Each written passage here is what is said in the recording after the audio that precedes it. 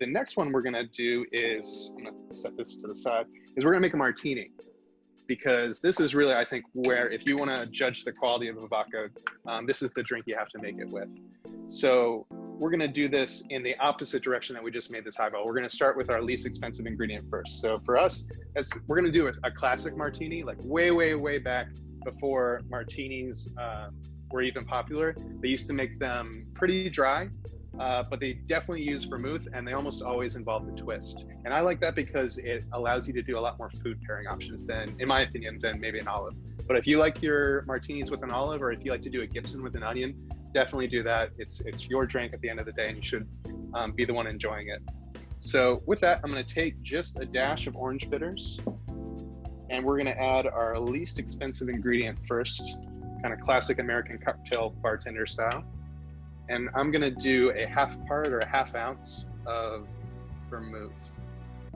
Now, some people like to make a lot of jokes when it comes to vermouth and martinis. Some of them involve Winston Churchill or just kind of waving the bottle. Nobody really seems to like vermouth these days, but I'm a nerdy craft cocktail bartender, and I think it adds a lot of depth and a lot of flavor. So we're not gonna add an incredible amount. We're not gonna go all the way to like a 2-to-1, which is the most classic martini, but we're just gonna do a half ounce, and we're gonna do about a 6-to-1. So you get the flavor, it still kind of tastes like a martini as opposed to vodka up, but at the end of the day, it's still gonna be a highlight for our main ingredient, which is gonna be Haku.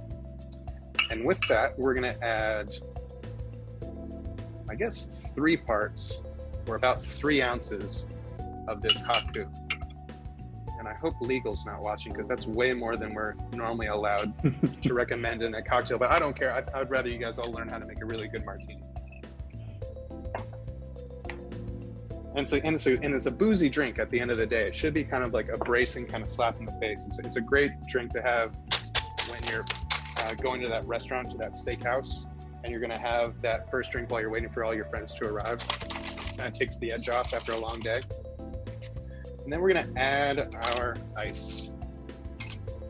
I forgot my ice scoop, so I'm just gonna drop these in as quickly as possible. And you might be wondering why I'm using this fancy schmancy glass stirring vessel. It's because a martini at the end of the day should really be stirred. You can shake it, and shaking is a great way to get your martini super cold. I think most people would agree, whether or not you're a nerdy bartender or just your average Joe, that the best martini is always going to be a cold martini. But the reason why we stir it and we don't shake it is because we want to kind of maintain that texture. And we went through a lot of effort. You know, we started our fermentation with koji, we made a shochu, we sent the distillate to 2 entirely different distilleries in other parts of Japan, and then we blended them back together and finally filtered it with bamboo charcoal, kind of all in the name of maintaining and kind of creating that texture.